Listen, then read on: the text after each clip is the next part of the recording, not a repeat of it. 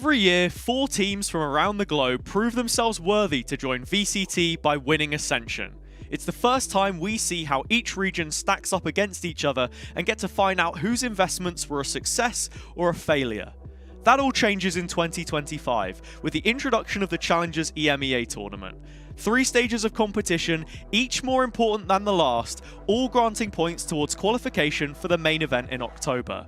In this episode of Team Report, I'll be introducing all 12 rosters playing in the first ever Challengers EMEA event and giving my opinion on who I think advances into our top 4. So let's dive straight into the teams, starting with Group A.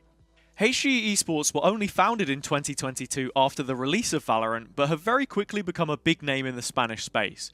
They arrived with a bang, signing some high-profile players to their consolidation run, first entering the league, before bringing a totally new look to the initial stage of 2025. Regardless, the results have followed, and they've now put themselves on top of the standings, representing Spain's #1 seed as an Italian organisation. Szach extended his relationship with Bromas in the coach slot from Valiant last year into this team and makes the foundation of the project for HGE. They realistically overperformed considering the other teams and talent in France and beyond, making it to the semi-finals of play-ins, and this feels like another one of those runs. Both seem to know how to get the best out of their players and now have another set of scary tools to work with.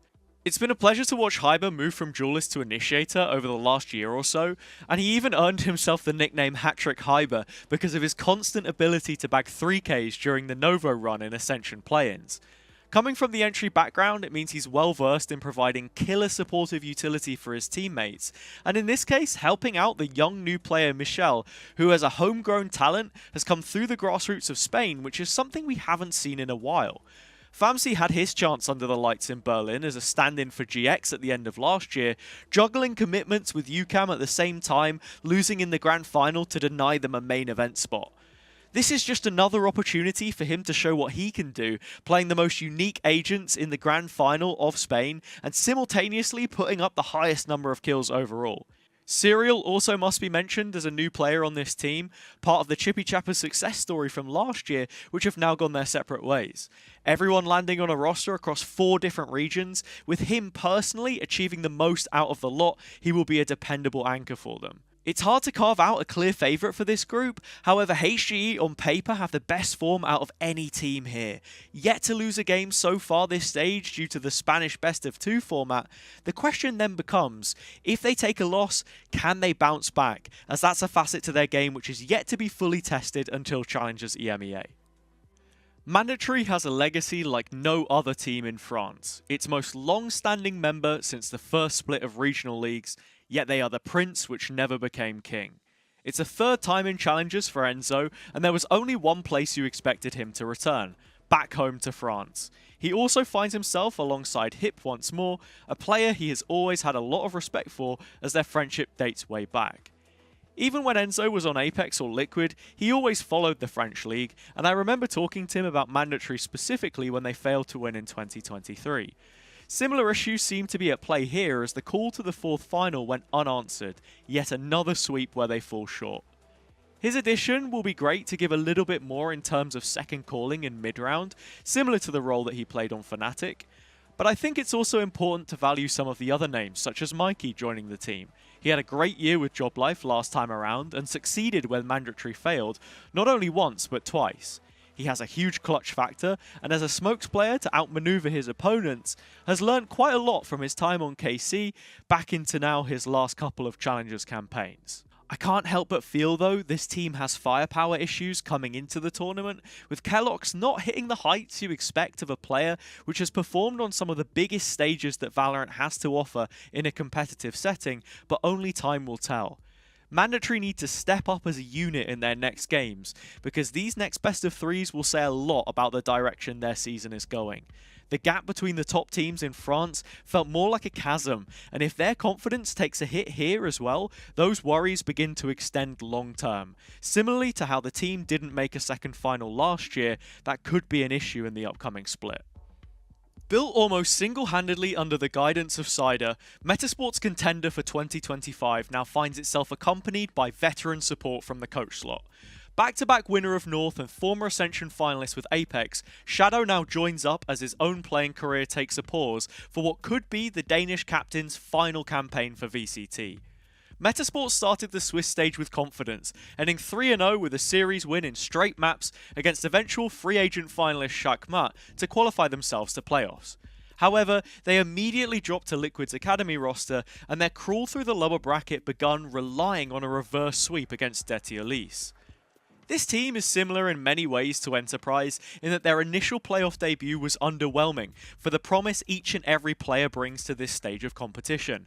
The couple of days break between elimination matches went a long way in preparing them, and you can only help but feel the same applies here to the Challengers tournament. Moving into the first EMEA tournament, it's a level of play only Anguist experienced last year as everyone else fell short. The return of Burzy to competition after a year's break due to health issues has been very welcoming, after receiving praise from coaches such as Mini for his efforts in Turkey in previous years. This is his first time playing in an English-speaking roster, despite having practiced and scrimmed with multiple during his time away. He has partnered up with Anguist now, who is eager to prove himself, not receiving a call-up to VCT despite his deep run at CGN last year. Both players have had standout moments which have elevated the team's performance. Even Shinnok, a player reintroduced to this Metizport side after being an investment made in the past from Yari, now shining on the initiator role, where compared to a lot of the other names is massively underrated within the space. All of whether they succeed or not comes down to how the individuals play. Side has been a solid caller so far, but the narrative surrounding his failures has always been his own inability to contribute kills in a meaningful way. That has improved into the first stage of Northeast with some big clutches won and huge final map in their first lower bracket game, but this must continue here against the other top seeds if they want to move on to playoffs. This is my prediction for the Group A result, as well as a community poll which I ran on Twitter, so make sure to give me a follow if you want to get involved in future. Now moving on to Group B. BBL Pacific is the return of our 4 grand finalists from last year under the housing of BBL's affiliate team. They're the only team other than Apex to make it back to a successive Challengers event after being finalists at the previous year's Ascension, which could be a sign for things to come.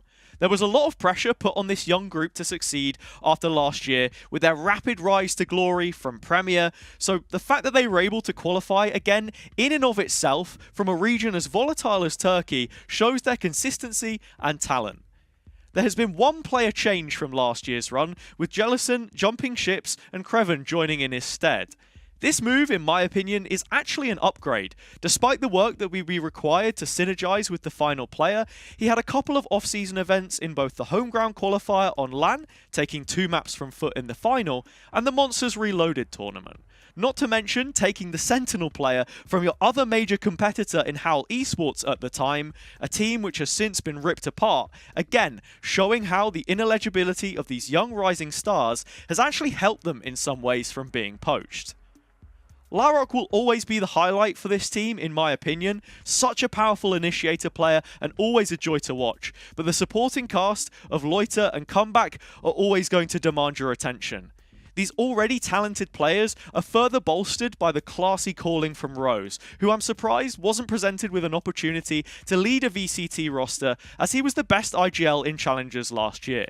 The same as he was going into Ascension 2024, Coach Key will be so important to solving the variety of teams that they will face in this tournament, as their preparation was perfect last time around.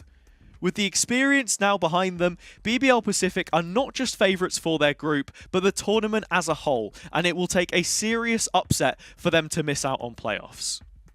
With newfound belief in the organisation after their 2024 campaign, CGN were able to make it out of DAC despite there being multiple potential frontrunners.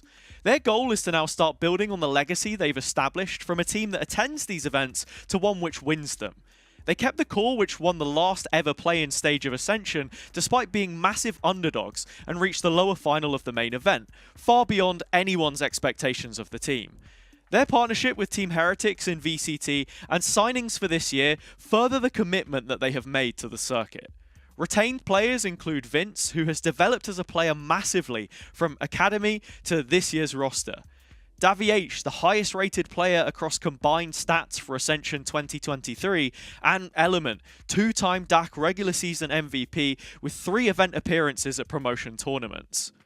The players coming into the roster are Ambi and Wolfen, who won Spain as a pair with Kasse in 2022. Since then, Wolfen has gone on to represent Koi in VCT and keep best in CN Ascension. The discourse surrounding him as a player was always about being one of the best chambers, coming into a meta where he was moved on to an Anchor Sentinel. Split between that and Duelist, it never really worked out for him, but since then, he seems to have found his footing as that Sentinel player, and deserves to be credited as one of the better players in Challengers as a whole. Even coming into the CGN team, he's taken on additional responsibilities to be calling, while it appears that there is no set IGL at this time. The roster moves are an upgrade in my opinion, as under new leadership they have changed their identity to a more flexible structure that promotes team play over individual heroics and feels far more optimized in general. However, it has been a learning curve for the previous core, and issues in micro have been a lot more common, such as giving away advantages, etc, etc. Work can be done to improve this, and maybe a commitment to something more rigid would help, but we'll just have to see if that work can be done in the time that they've had since the league concluded. This first stage was not one for the super teams in Northeast, and Enterprise had to learn that the hard way. Dropping to the lower bracket right out of the gate against familiar opponents Zero Tenacity, who they went on to play a 3rd time this stage, and finally move into the qualification spots. Despite the strong community sentiment surrounding this team coming into the first stage of Northeast, the couple weeks time they had to practice showed its weakness against longer standing squads with existing cores. The week break between those 2 games was the biggest signal that they had showed progression as a roster, and this year will be a test for a group of players which contained 4 Split 1 winners from last year, 2 of which hold a Champions title, as Killez and Zeke have been reunited for the first time since their tenure on Ascend. The ultimate goal for this roster will always be Ascension and then promotion, a goal which most of these players have been so close to in their careers. This is a big chance for them to gain the necessary points to get a step closer, and the downtime after the end of Northeast will be a huge benefit to their continued development.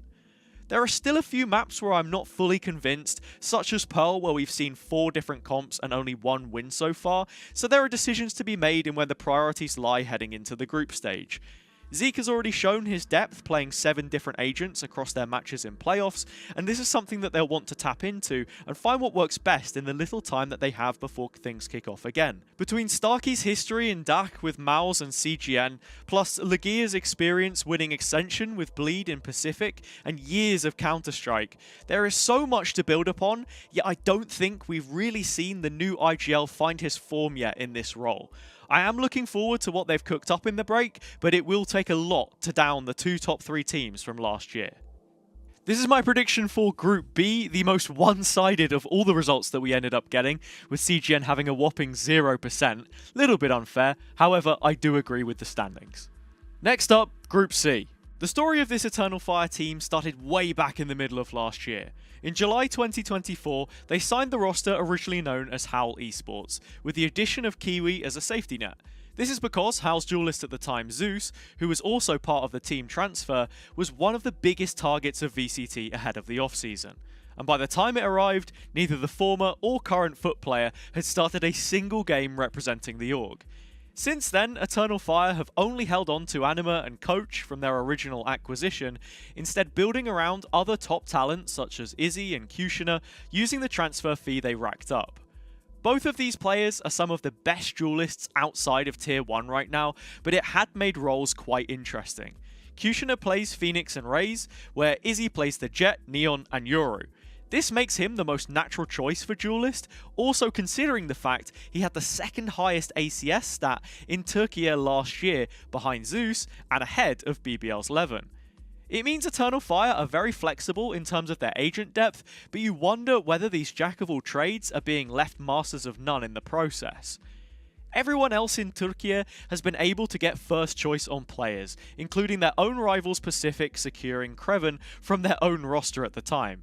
Yet they've looked very competitive, only losing in the grand final in the deciding map. The story for Eternal Fire here is a team of the best free agents that the Lyra could buy in that off-season, trying to amount to the longer-term ambitions the org has to reach partnerships. being the biggest esports body which currently exists in Turkey outside of the VCT, there would appear to be a lot of pressure on them from the outside, with passionate fans that want to see the best for this long-standing part of their community. However, I feel as if there isn't necessarily too much riding on how they end up doing here, and honestly, their chances at making it out of groups, all things considered, are pretty good. Joblife are another team who have made history coming into Challengers EMEA, being the first French organisation to win 3 titles back-to-back. Although the roster is entirely different this year, it has picked up another promising yet underrated core of talent. The Starso selection is instantly one which will grab attention of the VCT viewer, and I think he looks a lot more comfortable here than he did in Berlin with Koi. In an interview, he said he was happy to be at home again playing remote, but will be ready for the stage when it comes, giving a quiet sense of confidence about their chances this year, and also pleading that the group stays together if they are to win promotion, which says a lot about the chemistry that they have right now. Jesse had a weird end to 2024, stealing a lot of the headlines, but perhaps for the wrong reasons. Transferred in late to replace KPZ on Barca by Lucas Rojo. He's a player who I would consider top 3 in his role in Challengers, but wasn't really given much runway in yet another move which seemingly sabotaged the Spanish as he failed to lead their top seed from groups for the 2nd successive year. It does feel a bit weird seeing Akuma on dual list after getting so used to his huge plays on smokes the last few years, and it's definitely a role change which we don't see all too often. But he's someone who's always been naturally gifted with sharp aim, and I honestly prefer him in this fully committed role where there's less focus on utility, which I have found his usage of to be subpar in the past. With this most recent win for Joblife, Wacky has now won 4 Challenger splits in a row. This is a feat shared only by one other player, Addicted, who lost his chance to make it 5 this stage. For as good as every stage has looked from him though, when those interregional tournaments swing around, it feels like we never get the Wacky that we're promised. In Ascension 2023, it was a duelist player who had the most first deaths of the group stage, and last year he had an agent pool as wide as the ocean but deep as a puddle. I'm really happy now though to see him commit to playing Sentinel on this team, and with how diverse the current meta is, it gives him a strong set of options from Vice to Cypher as to what he actually wants to play. Overall, the team seems to be gelling together pretty well considering how other super teams have done in this first stage, and their sweep of the French Grand Finals can only be promising signs of what is to come. Their work isn't exactly cut out for them in this group, but they should be the favourites for most people. The same way that consistency was super important for our league winners in Northeast, Szach are the perfect demonstration of this too. A core which has existed for over a year, bolstered with previous top 4 East talent in Kriz joining for Upper Swiss. Players such as Nefi have also taken time away to pursue opportunities elsewhere. In his case, it was Exotic in Portugal with a noble 4th place playoff run. This has only made the group stronger long term. The calling overall has been really nice, with some good macro reads and a little bit of overcooking on attack side thrown in, but the biggest strength is their ability to coordinate on the fly. The amount of times I have seen this team set up small micro plays to win rounds is insane when you consider the lack of experience that most of these players have at a high level in Challengers. Whether it's someone taking contact for another to make a play, or just small adjustments to utility on a round-by-round basis to facilitate setting up someone like Demek on his Neon pick, despite it falling out of the meta, it has kept them very versatile. There was a strong possibility that after they failed to win the league, it would be hard to keep this group together. However, new rumours are now circulating that suggest this roster may have been signed and found a home. And if so, this will be huge for their confidence and commitment to the game, considering they've been working around a difficult balance up until this point. Even with potential support on the way, it is a huge ask of this team to go much further than they already have, originally debuting in the league through the Open Qualifier, now up against 2 top 2 seeds with the sheer firepower that they have. I find myself saying the same things before Northeast though, and look where that landed them. You never know with this team, and that is the most exciting part. For Group C, I have Joblife qualifying. This seems to be the more clear cut out of the options, and I would be surprised if they don't make it to playoffs. And finally, Group D. DNSTY is the spiritual successor to our Italian champions from last year, undergoing a rebrand but keeping their core of players in the transition to life in Challengers Spain. They've maintained pretty consistent throughout what will be considered a weaker league even after the merge, but there have been a couple of series where they dropped off massively in form. When you look at the history of this team, DNSTY have retained their top performers and slowly improved player quality over the last few years. The partnership between Caden, Tag and their coach Simoz has now been standing since late 2022, which gives them a significant edge over other teams with how fleshed out their strategy is at this point. Waddle was also kept on from last year for the successes that he had with the team, as they narrowly missed out on the playoff stage of Ascension and now makes up the core of this roster. The new pickups include Baddy G, top 3 with Ascend in Ascension 2023, and Simon Dark, someone who did really well with R8 last year in MENA, but due to such a short turnaround from playoffs, was forced to play from an internet cafe with connectivity issues after the LAN in Riyadh. This cut his season short, but otherwise he was one of the few exciting names coming out of an otherwise relatively unscouted from region, which remains absent for this event until Stage 3. Baddy has always been a player who plays with his heart on his sleeve and has put in a lot of effort behind the scenes to bring ideas to the team environment to improve. Not all rosters he's been a part of has meshed as well with him, but it feels like he's found his place with DNSTY after a very difficult 2024. Flying the flag for Italy once more, they're always a team I want to put faith into as a capable underdog story, but their failure to make it past groups every year can't be overlooked. The first super team to be announced in Challengers EMEA this year was FOKUS, and they stormed to qualification in Cologne with a 3-0 thrashing of former champion CGN in their own backyard.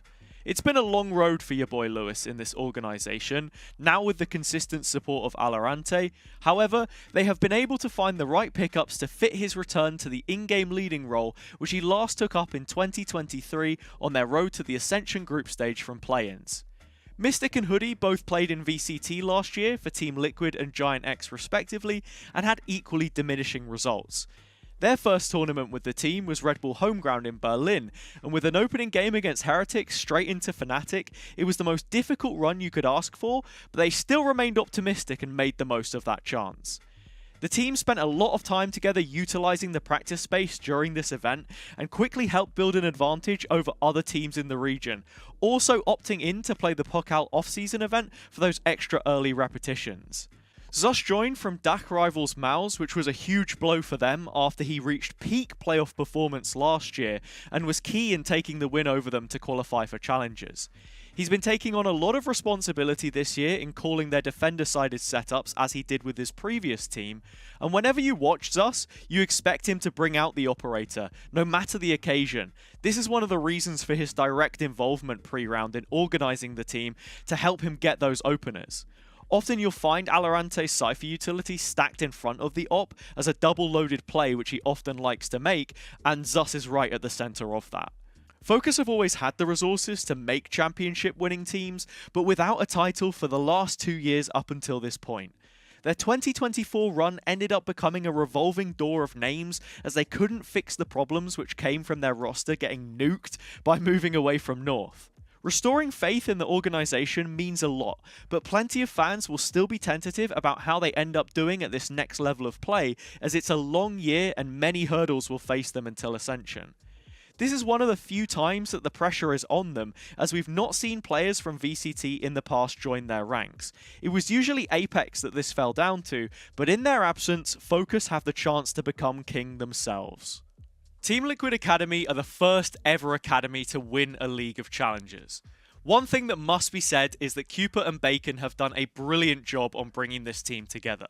The amount of difference between their debut map of Lotus against Unsigned to beating Enterprise and Szach in best of 5 overtime settings with the same pick is crazy. So much discipline has been instilled in these volatile rank players that has bred a level of synergy that allowed them to win the league even with a stand-in. I'm genuinely impressed with how quickly this team has improved, and they're the prime example of how constant official repetitions were so important to making a top 2 team in Northeast this first split. They originally went 2-2 in Upper Swiss before proceeding from the elimination match, and then played every single deciding map on their run in the last 4 series of the playoffs, which might be the longest that we've ever seen in Challengers history. Compared to other teams, they look very prepared. Having 27 days of practice coming into the split definitely helped, and they will catch other teams off guard which aren't as prepared for their explosive style. One to watch will have to be GSR, a 16-year-old talent ineligible for VCT, alike to that of Larok and Loiter last year with PCIFIC, which is a head-to-head we would all love to see. He's only had a few weaker maps, but as an initiator player is still very supportive with his utility, not just fragging power. A slightly worse performance in the grand final than the incredibly high standards that he himself set maybe poses questions about his Challengers performance, but you still can't knock how far he's been able to come in this short amount of time, also racking up the Upper Swiss MVP award. In a group made of many returning faces to this level of competition, an experience that ranges from Challengers to Masters events in years gone by, the odds would appear stacked against Team Liquid Academy. However, the benefit that they have is the raw talent that every player here possesses and their ability to severely punish teams if they make mistakes, which is something that Liquid are great at doing, making you uncomfortable, and that's what this run is going to be all about. For the final group, I have FOKUS advancing into the playoff stage. Sorry to all of the Northeast fans, but this is how I see it going. That's it for my team report ahead of Challengers EMEA. If you enjoyed, then please subscribe to the channel and turn on notifications, as it massively helps me out. With that being said, leave a comment down below and let me know who you think is going to make it into the playoff stage and ultimately win the first tournament of its kind. I hope you've enjoyed, and once again, thank you so much for watching, and I'll see you all next time.